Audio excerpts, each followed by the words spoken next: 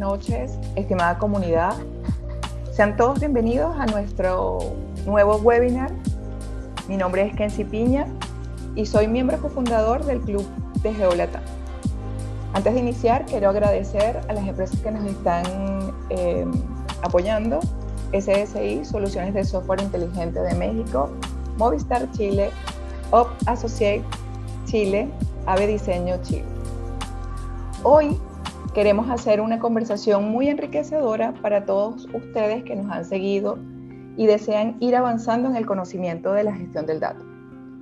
Por lo que nuestro webinar de hoy lo titulamos Al grano con el gobierno del dato. Estaremos respondiendo las preguntas que hemos recibido de todos ustedes y como invitado especial nos acompaña Moisés Dueñas, ex consultor de estrategia y operaciones de Deloitte, reconvertido en gerente corporativo de gestión y gobierno del dato de Alicorp y miembro fundador del capítulo de Dama Perú. Y de vuelta al mundo de la consultoría del dato como una de las prácticas principales del Data Management Consulting en Kepler. Nuestro club en sesión plena hoy con José Luis Sanzana y Darwin Cisterna. Bienvenidos, chicos. Hola, ¿cómo están? Un gusto poder estar acá. Y bienvenido, Moisés. Muy bien. ¿Cómo está España, Moisés? Cuéntanos. Ahora sí. Chicos, que se ve que se apagó el audio. Muy buenas de nuevo. Para mí, vamos, es un placer estar otro año más acá. Creo que desde octubre del año pasado, ¿no? Que tuvimos un primer webinar. Y la verdad que ilusionado porque es verdad que ha sido pues otro año de aprendizaje. Es un año muy duro para todos. Pues probablemente en temas más allá de lo profesional.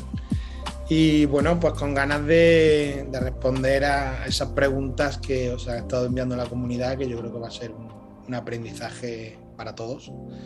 Y bueno, pues dispuesto a que me disparéis. Aquí vamos, empezamos. Vamos a empezar con una muy fácil. Yo sé que la vas a responder muy bien. Nos preguntaron que cuál era el beneficio de implementar un programa de gobierno del dato en una empresa. Qué buena pregunta. A ver, podríamos decir que es una de las preguntas del millón, ¿no? Yo creo que el beneficio no lo trae el gobierno del dato en sí, sino que es que sin el gobierno del dato quizá poco beneficio vas a sacar de tus datos, ¿no? Aquí, si nos vamos a modelos teóricos, por ejemplo, vemos el modelo de Dama internacional, que bueno, un poco por la cuenta que me trae es también la best practice o el framework de trabajo con el que suelo trabajar. Hay más y muy buenos, pero casi todos coinciden en lo mismo. Volviendo a Dama, Dama establece muy claro que el gobierno del dato es la disciplina central. Si nos vamos a la representación de la Dama Wheel, ¿no? Tenemos el gobierno del dato en el centro y alrededor como 10 pétalos de flor, ¿no? Con calidad del dato, gestión de metadatos, etcétera. Incluso también hay otra representación muy buena en base de pirámide que se ve como el corazón, como prácticamente el corazón de la pirámide, el centro de gravedad, los cimientos de la misma es el gobierno del dato, ¿no? ¿Por qué digo que el gobierno del dato no es, o a veces parece que no trae un beneficio en sí mismo? Porque realmente el brillo, la punta del iceberg o digamos los resultados vienen aguas abajo, ¿no? Una vez tú tienes un gobierno del dato operativo, consolidado, que funciona.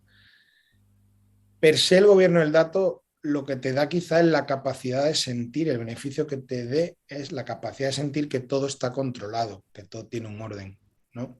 Pero normalmente un alto ejecutivo no piensa en tener las cosas ordenadas, piensa en tener mejores resultados, piensa en ser más rápido. Exacto. Piensa en mejor go-to-market, piensa en ahorros, en eficiencias, ¿no?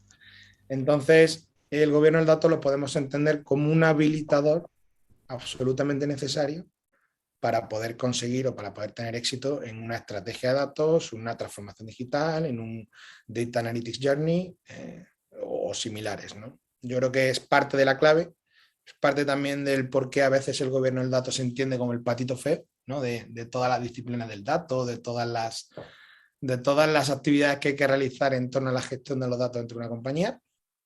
Pero bueno, creo que poco a poco también se va entendiendo de que es condición necesaria, que hay que invertir en él. Y poco a poco, además, también la gestión de expectativas para con los directivos cada vez creo que es mejor, ¿no? De que, oye, no por empezar con el programa de gobierno de datos significa que en un año vista vas a tener ya unas capacidades analíticas tremendas, ¿no? En un año vista vas a estar perfectamente adecuado o con las capacidades necesarias para empezar una mejor explotación del dato, ¿no?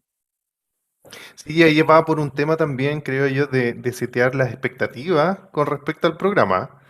Y saber cómo setear esas expectativas, porque en realidad para poder entender cuál es el beneficio hay que empezar a entregar valor al negocio. Y ese valor puede ser en pequeñas cosas, ¿verdad? Dentro de todo lo que tú tienes planificado, por ejemplo. Bueno, yo creo que aquí creo que la clave es muy fácil, o al menos yo la veo muy evidente. Hay que preguntarle a la organización por qué empieza a preocuparse por los datos, ¿no? Es decir, tenemos un motivador de cumplimiento, porque hay una norma que no estamos cumpliendo con ella y nos puede llegar un ente regulatorio y darnos una sanción. Hay un motivador, podríamos llamarlo ofensivo, es decir, queremos de repente ser capaces de segmentar nuestra cartera de productos en los diferentes segmentos de clientes que hoy no somos capaces de abrir porque tecnológicamente no somos aptos o porque organizacionalmente no llegamos, porque no tenemos las capacidades. Oye, es un tema incluso pues más de cocción a fuego lento, es decir, te diría que defensivo, decir, oye, la compañía, el consejo de administración o los accionistas han decidido que tenemos que ser una compañía mucho más digital, vamos a cambiar el core de nuestros sistemas, sabemos que en la nueva arquitectura futura queremos tener un orden sobre toda la información, queremos hacer las cosas de manera mucho más ordenada, vamos a empezar a implementar o vamos a crear un área del dato, por ejemplo, vamos a crear una estrategia del dato que tiene que incluir necesariamente, porque nos lo ha dicho un consultor o porque me he leído el DMBOK, tiene que incluir un programa de gobierno de datos, ¿no? Entonces yo creo que a la hora de gatillar el arranque del programa, creo que no hay que inventar la rueda, hay que mirar al lado y decir, ¿por qué la organización me está pidiendo esto? ¿No? Y es ahí donde yo creo que hay que orientar los primeros trabajos, los primeros esfuerzos, llámese casos de uso, llámese iniciativas, en las que de una manera con lenguaje de negocio, incluso seamos capaces de definir algunas métricas que van sobre las que nos vamos a apoyar en el análisis y el desarrollo de esos casos de uso de esa iniciativa, diciendo, oye, pues yo es que quiero llegar a riesgo, mitigar riesgo cero, o quiero llegar a una capacidad de ventas por cliente de tanto. Vamos a ver, vamos a establecer unas métricas deseables iniciales y a lo largo de la ejecución del caso de uso de la iniciativa vamos a validar que hemos cumplido con esas métricas. De esta manera, Claro. tú vas a saber correlacionar la evolución que has tenido y de alguna manera también vas a poder medir un poco el escenario final versus el escenario inicial, qué beneficio, qué valor, ya sea económico o sea un intangible, te ha dado o no.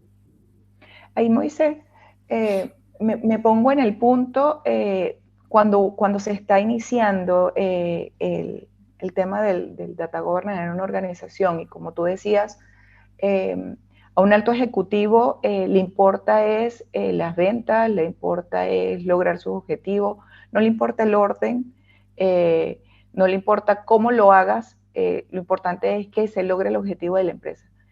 ¿Con qué argumentos así bien sólidos, bien cara de negocio, uno como especialista en esta área puedes convencer a los altos ejecutivos, al directorio, para invertir en estas prácticas? La verdad que es un poco maquiavélico lo que has dicho, ¿no? Es verdad que a veces no importa el medio, solo importa el fin. Es una realidad. A lo que decías, también hay otra buena frase hecha muy cómoda, que esto no va de vencer, esto va de convencer.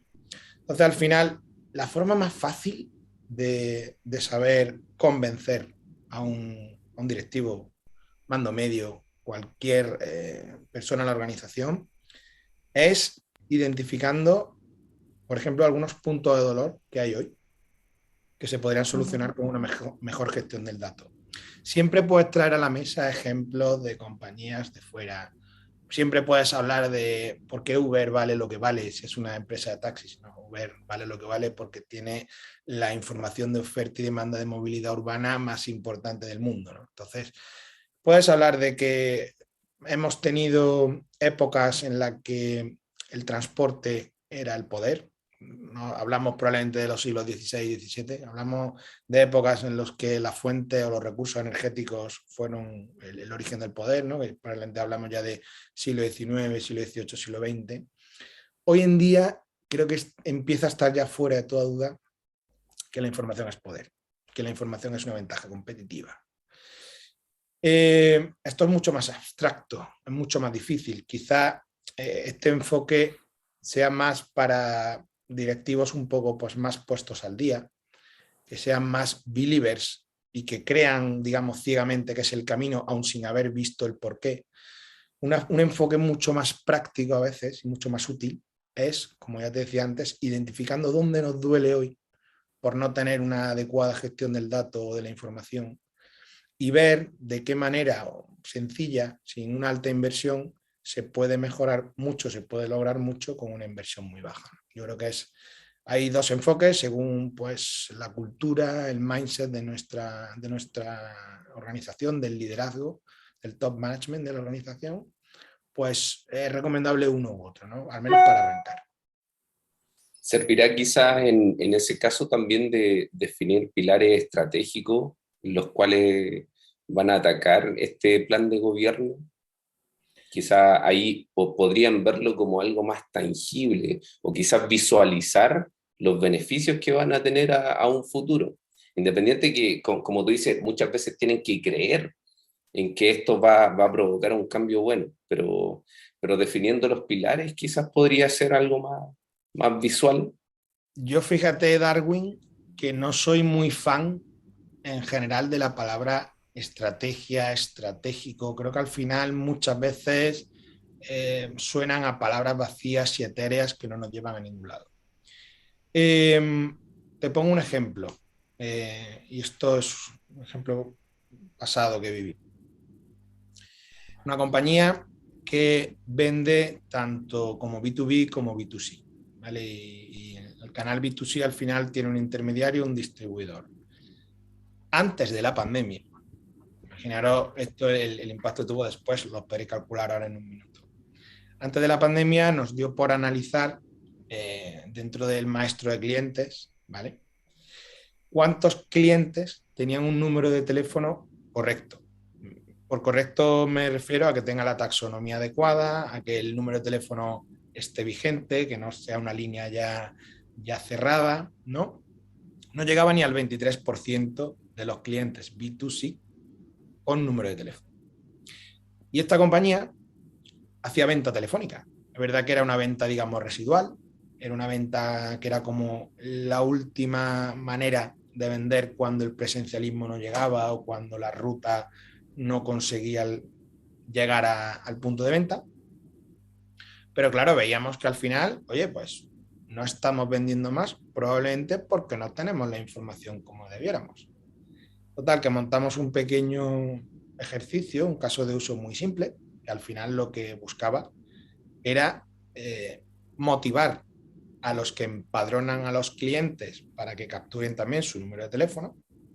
También hay que, y aquí viene un poco, yo creo que un ejemplo que explica muy bien todo, porque aquí entraban los miedos, bueno, nos dimos cuenta más tarde, ¿no? Entraban los miedos de algunos vendedores, porque ellos pensaban que si nos daban el número de teléfono del cliente, íbamos a prescindir de ellos y vamos a venderle directamente al cliente, ¿no? Entonces hay que explicarles que absolutamente no, que ellos son totalmente una fuerza de venta necesaria, además son nuestra conexión con el cliente, pero que esto, por ejemplo, nos podría facilitar enviarle ofertas personalizadas al cliente según su perfil, que nos podría ayudar a enviarle descuentos estacionales según la época de ventas y, por supuesto, que como backup y como último recurso, si el vendedor no podía atenderlo una semana o lo que sea, ese cliente no se iba a quedar insatisfecho por no haber recibido la compra de mercancía, no de mercadería, que le correspondería.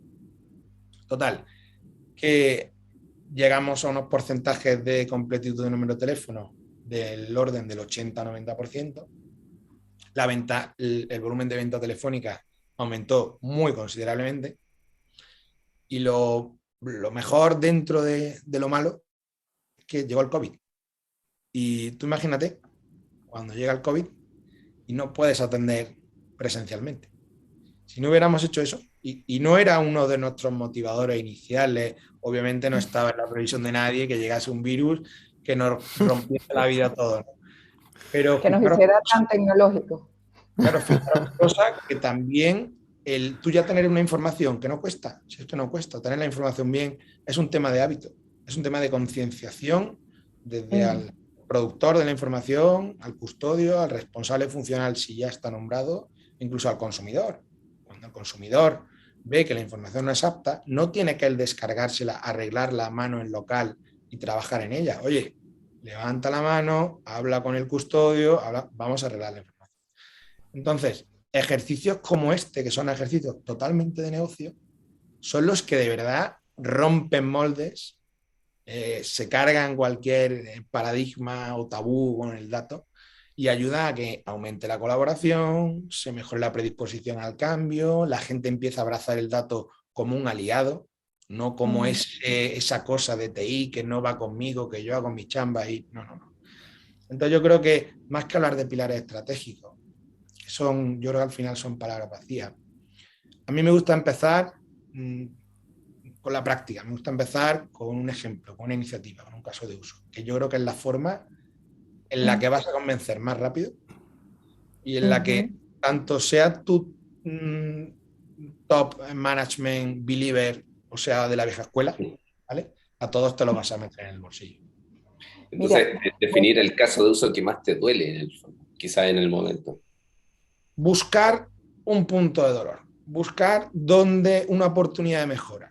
Yo creo que es parte del camino y es que hay que empezar así. El movimiento se demuestra andando, como dicen, ¿no? Es decir, tenemos que buscar algo pequeñito, algo fácil, relativamente rápido idealmente, con baja inversión idealmente, para empezar a rodar. sí. Ahí, Moisés, cuando hablabas del caso de uso, del tema de la resistencia, y nombrabas así como que, bueno, el que te da el proveedor del dato, el que te lo procesa, luego el que lo utiliza, eh, eh, nombrando esa diversidad, ¿cómo concibes tú una estructura para tener un tema de gobierno del dato? ¿Qué equipo necesitas? ¿Quiénes participan? ¿Cuál es tu visión en ese aspecto? Vale. Vamos a empezar un poco entendiendo cuál es la misión de cualquier programa, equipo o de la propia disciplina del gobierno del dato. La misión al final, o de manera muy simplista, es ser capaz de conectar a productores y consumidores del dato, tal que estos últimos tengan la información como la necesitan, cuando la necesitan, para lo que la necesiten, apta para el consumo, de tal manera que garantice el órgano de gobierno o el equipo de gobierno del dato, que garantice que incluso desde que se produce, desde que se crea, desde que se modifica la información, que está alineada a cómo esta tiene que ser consumida. ¿Vale? Eso por un lado, eso es de manera muy simplista el fin último de un programa de gobierno de datos, ¿no? Ahora bien, ¿cómo se materializa esto en equipos, en personas, en roles? Te he hablado de dos roles de inicio-fin de la cadena del ciclo de vida del dato, ¿vale? Productores y consumidores. Entre medias, para asegurar que la información, que el dato sea apto para el consumo, hay que entender qué roles necesitamos. ¿Y por qué te digo qué roles? Porque para entender qué necesitamos, probablemente no va a ser lo mismo en una empresa nativa digital de 200 empleados que en una gran corporación global de 200.000. ¿No? Entonces, aquí nos encontramos, y además esto es de todos los días, de prácticamente todos los clientes. Hay muchas compañías que cuando quieren un modelo de gobierno de datos, o bien lo buscan en internet y se lo cocinan ellos, o bien llaman a alguna consultora, ¿vale? Y a mí me ha pasado a encontrarme de llegar a un cliente que ya tenía, digamos, un modelo de gobierno de datos de Wikipedia, por así decirlo, es decir, un copy-paste estándar de por ahí, que no está adecuado al contexto, a la situación, a la cultura de la compañía. ¿Por qué incido en esto? Esto es como hacerse un traje a medida. Lo siento, pero creo en ello. He visto cómo, tanto en un lado como en el otro de la mesa consultor-cliente, he visto cómo este ejercicio, esta reflexión hay que tenerla. Cada compañía es diferente, es un mundo. Como cada persona, ¿no? Y al final las compañías las conforman personas. Algo que es muy importante a la hora de definir los roles necesarios en esta capa intermedia, ¿vale? Entre productores y consumidores, es entender muy bien la compañía. Puntualmente, hay dos dualidades que hay que considerar, o al menos que metodológicamente acostumbro a considerar cuando hago esta reflexión con mis clientes. Por un lado tenemos la dualidad técnico-funcional, es decir, tenemos perfiles que son muy tecnología, perfiles que son puramente negocio, y normalmente hay un gap tremendo en perfiles mixtos, es decir, perfiles tecnólogos que también tengan conocimiento de esa tecnología, esos datos, para qué y cómo se utilizan en el negocio, y perfiles de negocio que tengan la capacidad o el apetito, ¿no?, de aprender de tecnología, que esto normalmente es incluso más difícil, ¿no? De hecho, os sonará el concepto Business Translator, que muchas grandes corporaciones en programas incluso de transformación digital, como parte de la pieza de gestión del cambio, han creado este rol para que literal sean traductores entre el lenguaje de tecnología y el lenguaje de negocio, ¿no? Es un rol fuera del ámbito de gobierno del dato, te digo, pero para que veamos que esta dualidad existe. Y la otra dualidad que creo que hay que tener en cuenta también es una dualidad, digamos, que podemos llamar acción versus decisión. Es decir, cómo se toman las decisiones en la compañía, qué cadena de mando, qué jerarquía hay, qué rapidez, agilidad o lentitud hay tomando decisiones. A mí me gusta jugar con estas dos variables, con estas dos dualidades, y me gusta con ellas reflexionar con mis clientes. ¿Por qué? Porque en compañías en las que se fomenta el empoderamiento y no hace falta montar 5 comités, 3 reuniones, la previa y la pre-previa para tomar una decisión, ¿qué pasa? Y oye, y no pasa nada, es lo que hay. Por eso es el análisis contextual y de la situación de la que partimos. Pero en compañías que tienen un empoderamiento, una toma de decisiones más ágil, pues muy probablemente vas a necesitar menos capas en cuanto a roles del gobierno del dato a la hora de implementar. Y, por ejemplo, en compañías en las que hay buena materia prima para relativamente rápido desarrollar estos perfiles mixtos, ¿no?, con conocimiento de negocio y con capacidades tecnológicas suficientes, lo mismo también te van a invitar a tener menos roles necesarios en la capa de gobierno. Modelos estándares. Como modelo estándar, hablamos siempre de un perfil que lleva la responsabilidad, es decir, que está en la capa alta. Si hacemos la matriz acción, decisión, negocio, tecnología, normalmente va a estar en la capa alta quien tome las decisiones, el que lleva la responsabilidad del dato. Esto en términos comunes es el famoso data owner, ¿no? Hay muchas veces compañías que prefieren llamarlo, al menos el naming convention en español suele ser responsable funcional del dato, ¿vale?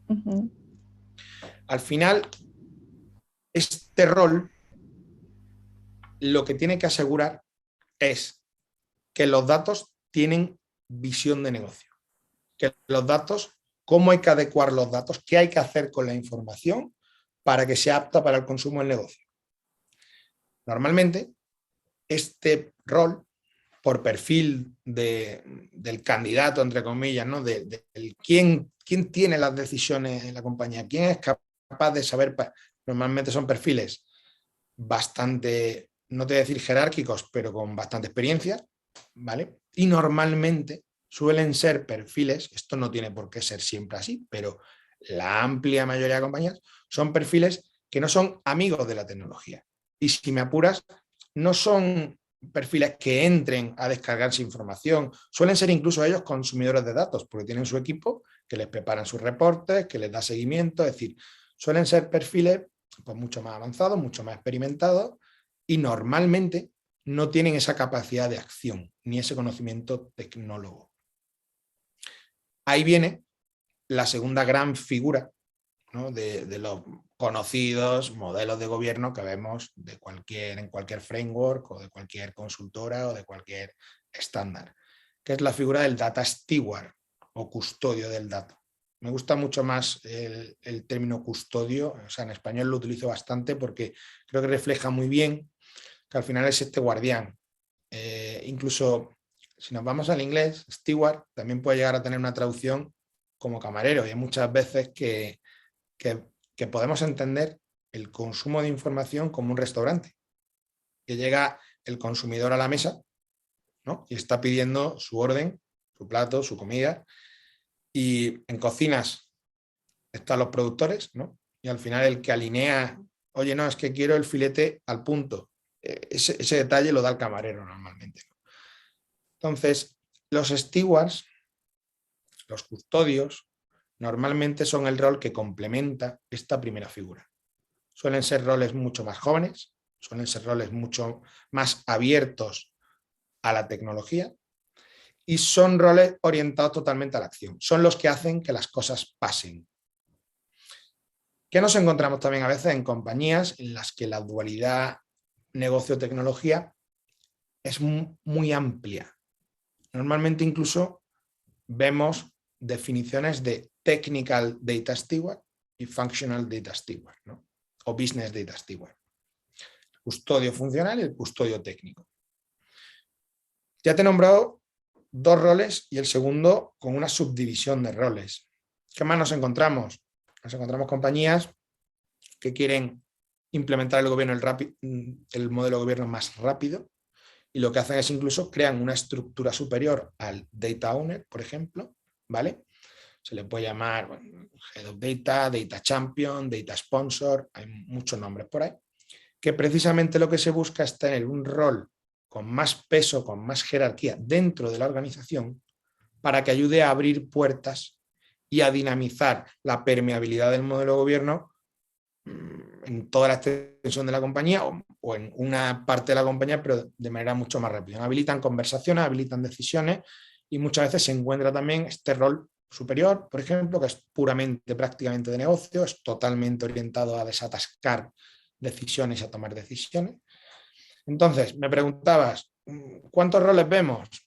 Desde productores a consumidores están los roles del modelo de gobierno, y estos roles tienen o deben responder al contexto y situación de la compañía. Al menos, ya te digo, yo acostumbro a analizar estas dos dualidades, y con el Chief Data Officer o con el CIO o CTO, con el abanderado del programa de gobierno de datos, el que está empezando todo esto, porque esto son conversaciones previas a empezar a pensar en el equipo propio del gobierno del dato. Porque todos estos que te he dicho realmente son roles asociados a posiciones que ya existen en la compañía, o puede darse el caso de que digas, no, es que yo voy a necesitar un data steward full time, ¿no? Y tengo que contratar 5 data stewards. Normalmente el data owner es un rol residual, es decir, tiene una dedicación muy parcial, muy poco intrusiva en las labores del día a día, pero es el apellido al nombre de la posición de la caja que ocupa en la compañía, ¿no? El modelo de stewardship sí puede tener variantes, sí puede tener sentido tener un equipo de gente full time, no necesariamente, pero puede ser también otro acelerador, como hablábamos de los data sponsors, ¿no? Y luego está quién lidera esto internamente, porque tú no vas a tener toda la vida un consultor ayudándote o diseñándote, o vas a estar normalmente, y esto tiene mucho que ver también con el diseño de la oficina del dato, con los pilares en los que se apoya el CDO, ¿no? Es muy común comenzar un programa de gobierno de datos teniendo ya internamente un responsable, un líder, un gerente de gobierno del dato, que muy pronto también va a asumir las tareas de calidad del dato, muy probablemente, o incluso de cumplimiento regulatorio en una primera instancia, ¿no? Si no hay un Data Protection Officer, un DPO, es muy común también que estas funciones caigan dentro del equipo interno de gobierno. He empezado a hablar de la calidad del dato, paro, porque pueden venir otras preguntas y Sí, luego ahí sigo un poco para hablar de...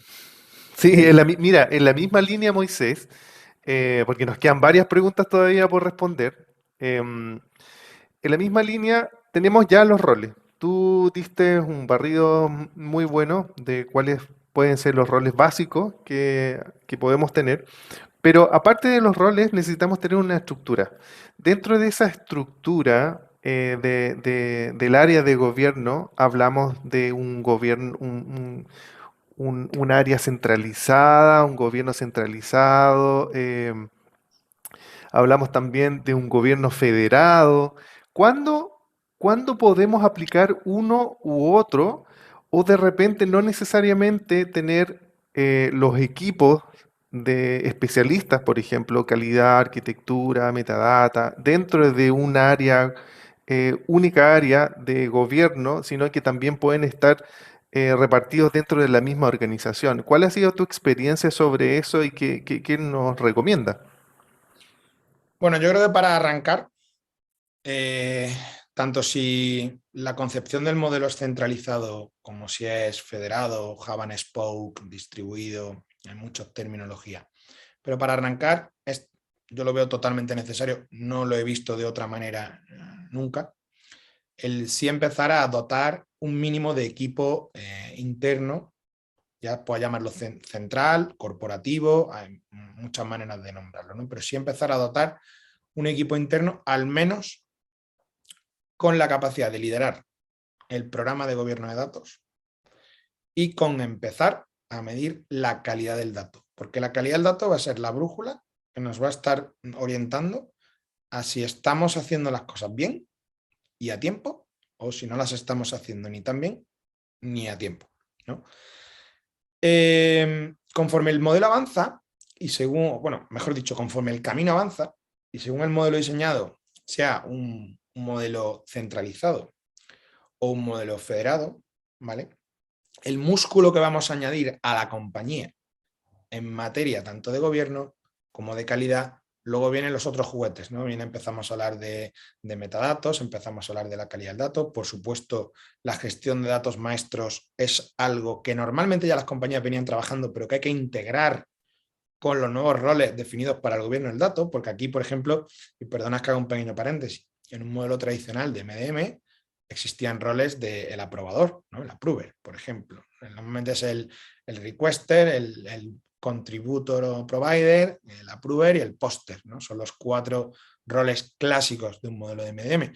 Bueno, estamos viendo que el steward, que decíamos antes, o el owner, que decíamos antes, lo mismo tienen que ser el approver ahora, ¿no? Es decir, que también la homogenización e integración del modelo operativo de MDM, una vez que define el gobierno, es parte de las funciones que va a asumir el área de gobierno de datos, o debiera al menos participar en. Entonces, como decía, según avanzamos en el camino, vamos a ir añadiendo músculo. ¿Por qué? Porque vamos a estar controlando bajo gobierno activo más dominios de datos, más casos de uso, más iniciativas, llamémoslo como queramos, sobre más y más partes de la organización. Os pongo un ejemplo. En una organización empieza el gobierno del dato, imaginémonos un grupo, un holding organizacional, de un ejemplo reciente. Tiene tres empresas de 3 sectores diferentes y empiezan a definir el gobierno del dato sobre su empresa de seguros, porque es la que más directamente se ve atacada por entes regulatorios, ¿no? Y se empieza a diseñar el modelo, a operativizar el modelo, a buscar esta iniciativa de casos de uso que empiecen a aportar valor y va creciendo. Llega un momento en el que se decide apostar por contratar un responsable de gobierno del dato, ¿no? Ese responsable de gobierno va a seguir trabajando sobre la compañía de seguros, sobre más dominios de datos de los que originalmente empezaron o más casos de uso de los que originalmente empezaron, ¿no? Con lo cual el volumen de trabajo va a ir aumentando, pero va a llegar un momento en el que también vamos a entrar en las otras compañías del grupo. Va a llegar un momento en el que este responsable del gobierno del dato necesite más músculo, más fuerza de tarea. Entonces, según el modelo sea centralizado o federado, pues como todos podremos entender, el músculo se pondrá o en el área central, en el área corporativa, o en los spokes, en los diferentes negocios, en las diferentes áreas de la organización. Algo que creo que hay que tener en cuenta aquí, y volviendo a lo que hablaba antes, es a las capacidades que tenemos hoy en la compañía.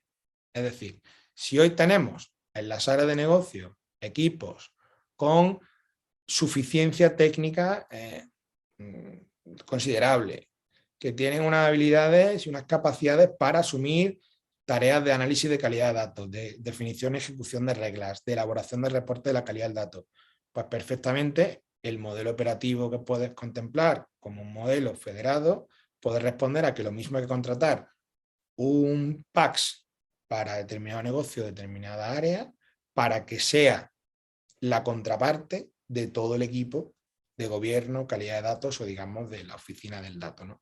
Oye, que no queremos perder control, que queremos avanzar más rápido, que queremos estandarizar todos los procesos, protocolos y políticas, vamos a dotar el equipo central. Yo sí que es verdad que en mi experiencia creo esto es un proceso y además es un proceso muy cultural y muy longitudinal. Yo creo que he visto más éxito y más rapidez de avance cuando se empieza a dotar un mínimo los 2-3 primeros años, el equipo central, y luego, una vez que está todo consolidado, miembros incluso de ese equipo central pueden pasar como champions de las diferentes unidades de negocio, de los diferentes negocios de la compañía, ¿no? Yo creo que es un poco, no sé si más sensato en la palabra, pero al menos yo lo he visto comprobado en mayor número de ocasiones cuando las dotaciones iniciales se dan en un hub central o corporativo, se trabaja durante mucho tiempo con los diferentes equipos y sobre los diferentes dominios y casos de uso, y una vez el modelo ya está consolidado y ya, digamos, ha acabado esta primera etapa de nacimiento y empieza la etapa de maduración, creo que puede ser otro momento para intentar revertir o cambiar el modelo. Porque yo también creo, incluso ahora, aparecen conceptos nuevos, muy nuevos, sobre tipología de modelos. No sé si habéis oído hablar del famoso Data Mesh Approach. Entonces, está todavía un poco, yo creo que en laboratorios, experimentándose. Pero realmente la esencia del Data Mesh es la autosuficiencia de todos los equipos, tanto organizativa, funcional como tecnológica. Entonces, un modelo totalmente centralizado creo que en el largo plazo está abocado a morir o a fracasar, pero sí creo que el momento de cambio de rumbo desde un modelo más centralizado, más corporativo, hacia un modelo más flexible, hay que darlo y hay que saber cuándo darlo, ¿no? Y yo creo que ese cuándo te lo van a decir cuando tus áreas funcionales, cuando tus áreas de negocio, cuando los diferentes negocios de la compañía, del grupo, están aptos para. Y eso normalmente toma tiempo, toma invertir en formación, capacitación, invertir en tecnología, en gestión del cambio, en comunicación. Yo creo que es un proceso largo, no tiene por qué ser un proceso difícil, pero sí que es verdad que, como decíamos antes, la gestión de expectativas, las prisas, ¿no? Esto de 9 mamás no hacen un bebé en un mes. Esto yo creo que hay que tener siempre, que no por meter muchas balas y mucha pólvora un año vas a conseguir llegar allí antes, ¿no? Yo creo que es algo, y creo que también ya poco a poco se va viendo de que los líderes son más conscientes de lo que implica este tipo de cambios de cultura, de mindset en la compañía. Súper. Ya. Ahí, mientras te escucho y hablas de capacidades, de cuál es el momento indicado, de cómo vas avanzando, de que después evolucionas, tengo aquí una pregunta que creo que se enlaza y que alguien nos preguntaba así. ¿Tengo que contratar una empresa consultora para saber el nivel de madurez inicial de mi organización? Y también porque lo dijiste así como que, bueno, no vas a vivir toda la vida con un consultor. Tienes que tener como, y empezar a crear estructuras y ahí normalmente se hace. ¿Cuáles han sido tus experiencias en las empresas que has estado? ¿Qué dice la literatura? ¿Cómo va en ese punto? Hombre, yo no he venido hoy a hablar de mi libro ni a vender proyectos. Pero aprovecha. Pero estamos en la oportunidad. Bueno, yo sí hablo de mi experiencia. Yo cuando tuve que montar esto desde cero en Perú, en la empresa en la que estuve trabajando un poquito más de 2 años, yo sí contraté una empresa, o sea, no es que sea totalmente necesario, pero yo creo que al final es como todo. Oye, es que voy todos los días, sé que voy a ir todos los días a trabajar, me compro un carro, me compro una bicicleta, pero no voy a ir andando porque voy a estar 1 hora y podría echar 10 minutos, ¿no? Yo creo que es un tema también del arranque inicial. Muchas veces creo que la vista de un consultor experto, de alguien experto en la materia, ayuda a convencer a los altos mandos del por qué esto, ¿no? Yo creo que muchas veces es difícil y muchas veces, en parte por eso también se contrata servicios profesionales externos, para tener una valoración, una visión objetiva y tercera de un especialista que te ayude a orientar, a enfocar y que te dé su conocimiento. Que al final lo que contratas, muchas veces contratas conocimiento, muchas veces contratas manos, ¿no? Pero yo creo que el conocimiento experto en este caso, yo creo que es muy recomendable. Yo desde luego así lo hice y bueno, de eso también en parte vivo, ¿no? Hablaba de un assessment de madurez. Yo soy un fiel creyente de que empezar este camino con un análisis del cómo gestionamos hoy el dato, cómo se entiende hoy el dato de la organización, qué procesos, herramientas manejamos, qué capacidades tienen mis empleados, qué visión tienen los líderes.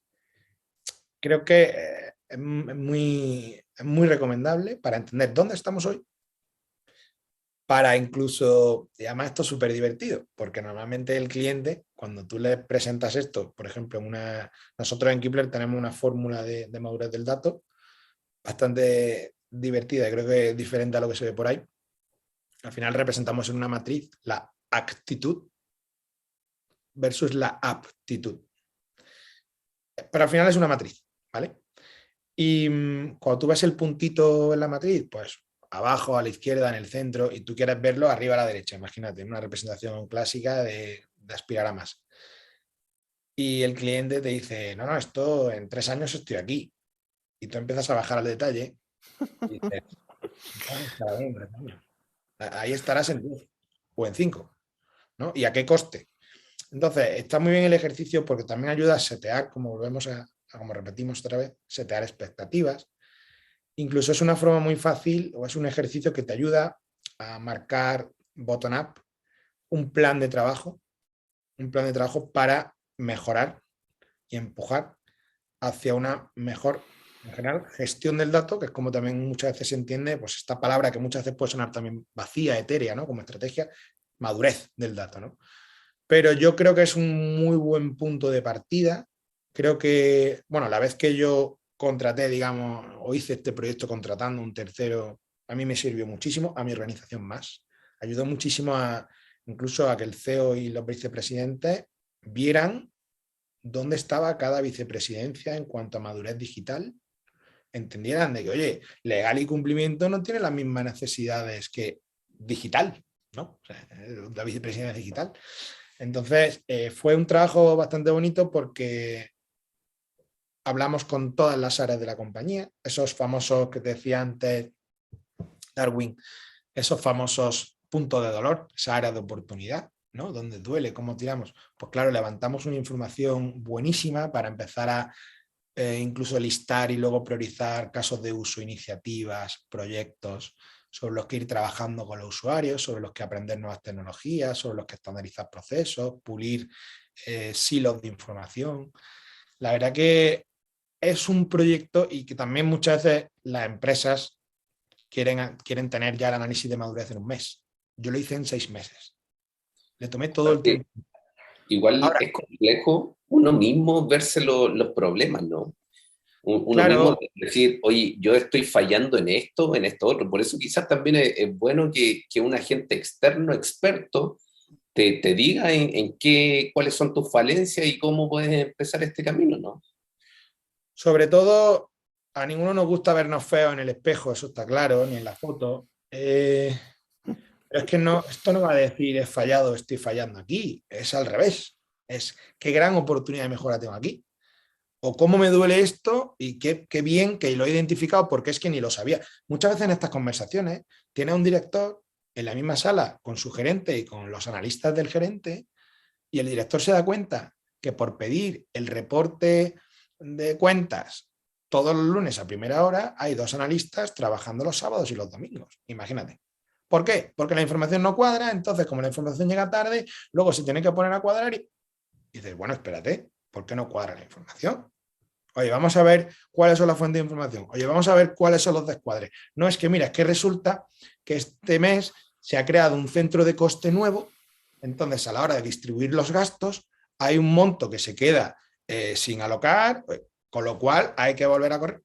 Bueno, vamos a coger y en el proceso en el que se dé de alta un nuevo centro de coste, vamos a informar a la gente de planning para que incluyan ese centro de coste, para que cuando se haga la distribución del gasto, el informe no descuadre. A veces son cosas tan simples como esa. El problema es que volvemos a lo mismo. Las compañías normalmente han ido creciendo en una forma de organización área, no organización proceso ni organización dato. Entonces se generan estos vacíos comunicativos, estos hilos de información, ¿no? Y es en este tipo de ejercicios, si lo haces tomándote todo el tiempo del mundo, obviamente no vas a estar 2 años, ¿no? Pero hay un tiempo promedio, unos 3 meses y algo, yo creo que es suficiente si hay colaboración. Te digo, yo cuando lo lideré internamente en mi compañía, estuvimos 6 meses haciéndolo. Pero fue un tiempo buenísimamente invertido y hoy en día, casi año y medio, 2 años más tarde de haber hecho este ejercicio, se sigue trabajando con la información que se levantó en ese ejercicio. O sea, obviamente, además es un ejercicio que cada X tiempo se le da un refresh, ¿no? O un update. Venga, vamos a darle otra vuelta, ¿cómo vamos? Estábamos antes aquí en la matriz, ¿dónde estamos ahora? No hay que hacerlo todos los años, pero yo creo que punto de partida, y si queremos a los 2-3 años otra foto, yo creo que nos puede servir si el trabajo que se ha levantado es bueno. Súper. Oye, y en esa misma línea, tenemos este assessment de estas personas que vienen externas o estos consultores externos que nos abren un poco los ojos de qué es lo que tenemos que hacer y cómo tenemos que hacerlo. Pero hay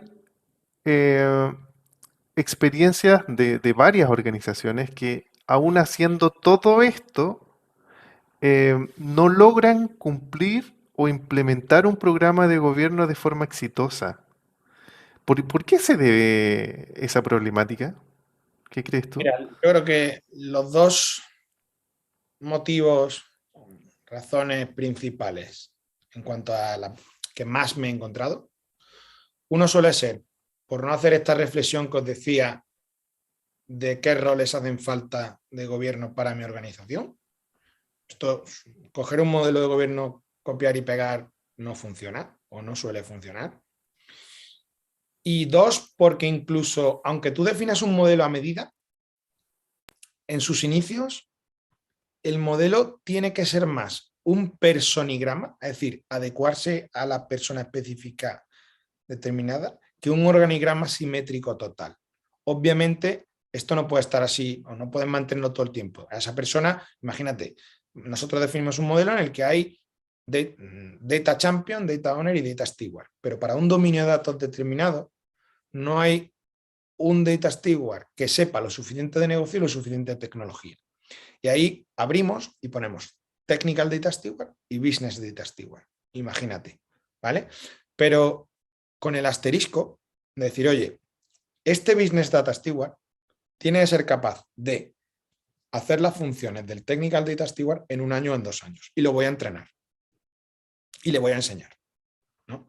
Entonces, así como modelos de copiar y pegar no funcionan, luego también incluso modelos que defines, aun reflexionando y analizando las capacidades, no tienen por qué ser simétricos desde el minuto 1. Eso también suele ser un punto de fallo.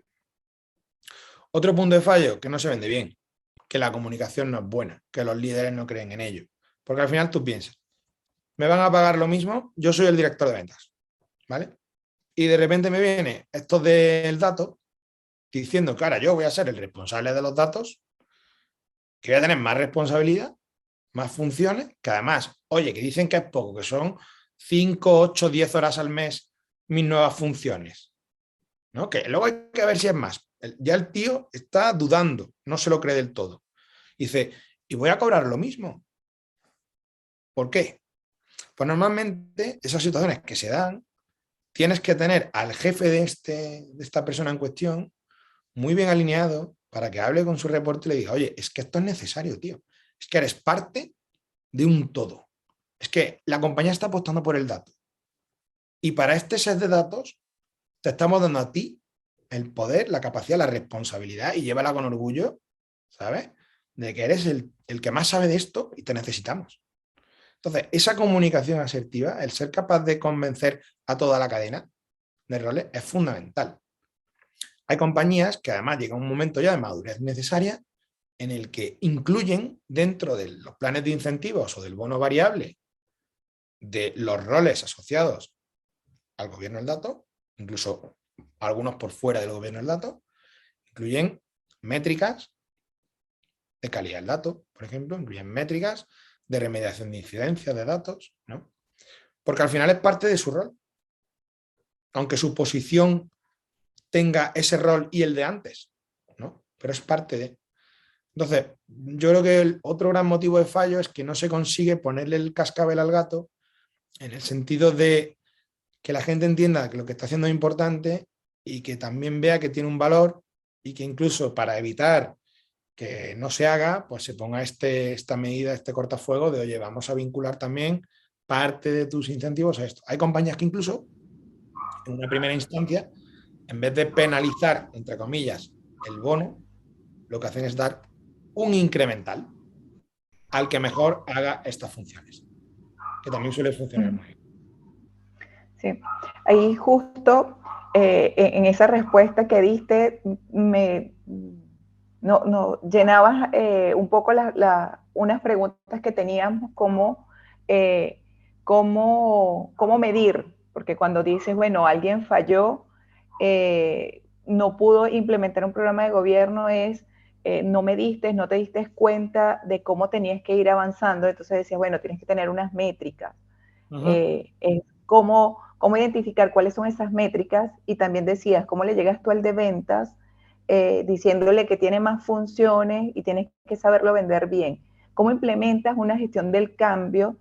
Estabas ahí mezclando esas dos cosas que las teníamos aquí como preguntas. ¿Cómo implementas una gestión del cambio efectiva y qué indicadores te tienes que considerar en un programa? Bueno, yo creo que hay un ámbito imprescindible, por eso hablaba de él al principio, que va de la mano del gobierno del dato, que es la calidad del dato. Empezar a medir la calidad del dato conforme empieza a andar un programa de gobierno es fundamental. Y te voy a dar un ejemplo muy sencillo. Volvemos al director de ventas. El director de ventas le puede decir al Chief Data Officer, mira, que yo no entiendo de datos, que yo entiendo de negocio. Y él no entenderá de datos, pero de números sí. Entonces, si tú a él le das blanco, negro sobre blanco, de una manera muy transparente, mira, así calculamos la calidad del dato. Y además en un lenguaje para no técnicos, importante, ¿vale? Algo que entienda. Así la calculamos. De los datos de los que tú eres responsable, tienes que empezar a definirnos reglas de palabra, ¿eh? Yo me encargo de bajarlas a código.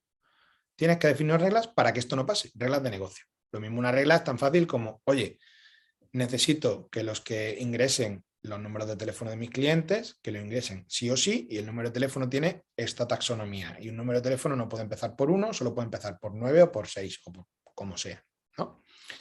Esas reglas las tienes que definir. En base a las reglas que definas, vamos a ir calculando una métrica de calidad del dato. Y te vamos a dar todas las semanas o todos los meses un informe que te lo damos ya hecho, sobre tus métricas de calidad. A cambio, tú vas a tener que participar en una sesión de identificación de incidencias y tienes que proponer acciones de negocio puntuales correctivas para esa incidencia.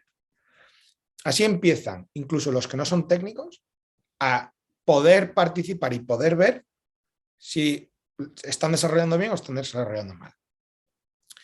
Y esto es la calidad del dato, que para mí es, bueno, como decía, es la brújula del éxito o del no éxito no solo un programa de gobierno de datos, sino de la mejora del dato de la compañía, que es todavía superior al gobierno del dato, ¿no? Y bueno, también, sin dilatarme, pero la calidad del dato será el punto de partida de poder incluso calcular el valor, incluso económico, de la mejora o de lo que supone la mejora de los datos, ¿no? Y cierro un pequeño paréntesis, eso si queréis lo dejamos para otro capítulo. Segunda gran métrica relevante que yo creo que hay que desarrollar y que casi ninguna compañía en la que haya visto lo ha hecho. Y esto es como cualquier empresa, ¿eh? En su departamento de atención al cliente, pues normalmente tienen un NPS, ¿no? El Net Promoter Score. Y yo creo que es fundamental cada X tiempo del programa de gobierno de datos, como parte de la iniciativa de gestión del cambio, de comunicación, acercarte a los usuarios. Incluso preguntarles, no solo que te ranqueen para sacar una métrica que tienen que hacerlo, pero también decirles, oye, al final, ¿has sentido que has trabajado más de lo que creías? Oye, al final te das cuenta cómo invirtiendo tiempo en mejorar tus datos, ahorras tiempos de dar explicaciones, de descargar, porque ya el consumidor de tus datos los tiene como necesitaba y no te molesta tanto. Oye, ¿cuánto creerías del 1 al 10 que esto es fundamental? Empiezas, ¿no?, a escucharlos, que es importante también. Tú no puedes solo descargarle la responsabilidad y ya, tienes que estar con ellos, es un proceso, es un camino, tienes que ir de la mano. Y creo que no solo la calidad del dato como una métrica objetiva de si estamos mejorando la información o no, sino también un NPS para ver si los que participan de esa mejora están satisfechos, no están satisfechos, están sobrecargados, no están sobrecargados y demás. Yo creo que son al menos los dos grandes pilares o los dos grandes ámbitos que hay que medir como métricas de éxito, ¿no? Moisés, dentro también de estas mediciones que hacen, había una pregunta que nos llegó, que decía que a nivel de documentación o entregable, ya pensando en algo más tangible, ¿cuál sería ese primer documento que debería consolidar el equipo de trabajo para empezar a implementar el gobierno de datos en una organización? Bueno, si somos puramente metodológicos, yo siempre empezaría con un assessment de madurez. Uno, para conocer bien la habitación. Y oye, ideal si lo hacemos extensible a toda la organización. Obviamente con un sampling de candidatos por vicepresidencia, por dirección o por área de la compañía, para entender qué está pasando hoy, para marcar dónde estamos y para reflexionar sobre dónde realmente podemos aspirar a estar en un tiempo. Incluso compararnos con competidores, con otros sectores, con otras industrias, que también es algo que aguas arriba en el top management se abraza mucho y abre mucho la mente, ¿no? Empezaría por ahí. Y luego, si seguimos siendo metodológicos y cogemos el framework de DAMA, lo primero que vamos a implementar es un programa de gobierno de datos. Para eso, creo que la primera pieza sería definir el modelo de gobierno que mejor se adecue a la organización, un modelo con roles, con responsabilidades, con políticas, con procedimientos, con órganos de gobierno, ¿vale? Y aplicar este modelo sobre un primer ámbito, un primer ejemplo, un par de dominios de datos, un par de casos de uso, un par de iniciativas y empezar a operativizar los roles de owner, de steward, el responsable de gobierno de datos central o corporativo, las diferentes reuniones de seguimiento y de avance, desarrollo de iniciativas, etc. A esto normalmente yo acostumbro a llamarlo, como en Kipler lo ofrecemos, es un servicio, lo llamamos el Data Governance Playbook. Es un poco el que te da el manual de qué es el gobierno de datos, cómo va a ser el modelo, cómo se va a implementar, con luego también empezar a dinamizar. Yeah. Mira, para cerrar, la pregunta que por lo general se hace en muchas empresas y muchas personas que están cerca de la gestión del dato. Necesito una herramienta tecnológica para hacer una implementación de un programa de gobierno. Para arrancar, no. Te doy la respuesta corta. Para arrancar, no. Para sobrevivir el día de mañana, sí. Definitivamente sí. No se puede hacer toda la vida gobierno de datos en Excel. Eso es evidente. Pensemos que al final lo que buscamos es conectar productores con consumidores. afortunadamente hoy en día hay herramientas tradicionales, hay vendors que ya tienen una tecnología reputada y fundamentada. Es verdad que cada vez más están apareciendo tecnologías cloud que pueden acercarse, al menos a nivel de catálogo de datos, a nivel de calidad del dato. Hay muchas posibilidades. Yo lo que sí recomiendo, porque al menos así lo hice y lo volvería a hacer, es no empezar a hablar de tecnología, no empezar a hablar de inversión, no empezar a hablar de CAPEX en etapas tempranas. Una vez empiezas a demostrar que esto funciona, que este es el camino, sin invertir, sin implementar nuevos sistemas, sin afectar al landscape que tenemos. Entonces, vamos a, oye, que el top management lo tiene claro y de primeras te dice, oye, gástate $1.000.000 o lo que te haga falta, pero esto lo quiero ya. Bueno, nos va a facilitar. De igual manera, yo nunca iría a elegir una herramienta sin hacer un benchmark, porque también hay diferentes alternativas y yo creo que según, y además, según el modelo que tú definas, según incluso la estrategia de despliegue del modelo, hay vendors que facturan o licencian por número de usuarios y vendors que facturan o licencian por número de datasets bajo gobierno. Entonces, esto es muy interesante. ¿Por qué? Porque si tu modelo de gobierno has definido 5 capas de roles y de repente es que lo mismo te está costando el licenciamiento según tal, una inversión, y según el otro, pues al final son los roles asociados a un dominio, con lo cual la inversión también se puede optimizar. Entonces, ese análisis costo de beneficio técnico-económico de una herramienta, así como te digo, oye, me tiré 6 meses haciendo un maturity assessment, me tiraría 3 meses si hacen falta, entendiendo qué herramienta en el mercado, sentándome con ellos, viendo si me pueden hacer una demo o una POC, y tomar una decisión de inversión muy sensata y muy a medio y largo plazo, ¿no? Pero para arrancar rotundamente, a mí no me hizo falta y creo que no hace falta pensar en herramientas. En algún momento en el camino sí te va a hacer falta, sin ninguna duda, porque tienes ya la tecnología que te facilita, te conecta, te monta un data marketplace, que es como si fuera el carrito de la compra, y oye, yo consumidor de datos quiero el reporte de ventas tal, oye, que no está montado, espérate, a través de esta plataforma puedo preguntarle a fulanito, que es el responsable funcional de estos datos, y él me da acceso a ellos porque ya hay un modelo de datos preparado en el data lake que puedo acceder a través. ¿Me explico? Es decir, es una forma de dinamizar, generar colaboración y acelerar toda la adopción de una mejor gestión del dato a fin de cuentas, ¿no? Sí, mira, Kenzie, déjame tirar una pregunta que ya nos Yo queda iba a ahí. cerrar. Perdón, perdón. Pero es sobre las certificaciones, porque se habla mucho de que, y cada vez más nos están preguntando sobre si es bueno o no certificarme en estos cursos, independiente del framework. Y son dos preguntas en una. Los frameworks que hay en el mercado versus las certificaciones que hay. ¿Esas me sirven? ¿No me sirven? ¿Me sirven para tener un conocimiento de fundamentos, para implementarlo en la organización? ¿De qué me benefician esas certificaciones? Porque hablamos mucho de ese tema.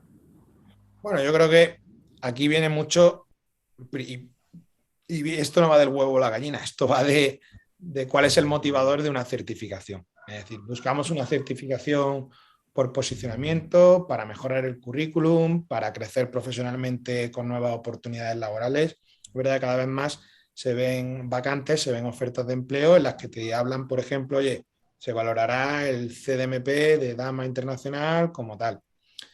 Yo creo que las certificaciones, más que verlas como, o sea, siendo prácticos, poniéndome en los pies de una compañía. Yo creo que certificar a tu gente siempre está bien, sobre todo las nuevas generaciones que siempre les gusta aprender y más títulos y más brillo y más medallas. Yo creo que es bueno invertir en certificaciones, pero sin que ello te conlleve fuga de talento innecesariamente, ¿no? Yo creo que para ahora, sin embargo, un data analyst o cualquier profesional del dato, tanto joven o con experiencia más reputada, yo creo que nunca está de más aprender y certificarse, pero yo creo que, o sea, sacarte una certificación copiando en el examen no sirve para nada, en el sentido de que busca la certificación que te aporte, que vayas a poner en práctica esos conocimientos, que te complemente tu experiencia práctica con unos conocimientos teóricos para entender quizá de una manera un poquito más holística de qué va lo que estás haciendo. Entonces, desde certificaciones más académicas o más teóricas del data management, como podría ser la de Dama o incluso el Club de CDOs de España, creo que tiene una certificación muy potente. Pero no dejan de ser al final, yo creo que títulos, es decir, yo creo que incluso tú puedes estudiar el DMBOK y no hacer el examen y adquirir el mismo conocimiento, ¿no? Pero eso es por un lado, y luego sí que es verdad que, bueno, cuando tú, una empresa invierte en una tecnología, en un vendor, como herramienta central de gobierno del dato, de calidad del dato o similares, yo creo que no está de más el entrenar a los usuarios finales, probablemente sean estos custodios, esos stewards, ¿no? O incluso el área central de gobierno del dato, los que tengan que aprender esas herramientas, porque al final va a ser el soporte de trabajo de su día a día. Muy bien, muy buena respuesta. Mira, Moisés, te queríamos dar las gracias por este tiempo, por regalarnos la experiencia que has acumulado en este tiempo dedicándote a la gestión de los datos, a la consultoría. Nuestra comunidad les va a servir enormemente todas tus palabras. Muchísimas gracias. Ojalá que sí, muchas gracias a vosotros y bueno, encantado de volver a estar acá. Volveremos seguramente el día de mañana, no sé si para hablar del data value o del data mesh, que hay todavía mucho donde seguir rascando y bueno, de nuevo agradeceros la oportunidad, encantado. Y para lo que necesitéis o necesite la comunidad, sin ningún problema, por ahí estaremos. Sí, muchas gracias, Moisés. Para nosotros siempre va a ser un gusto tenerte.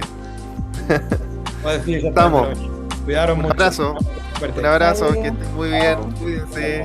Chao, chao. Hasta la próxima.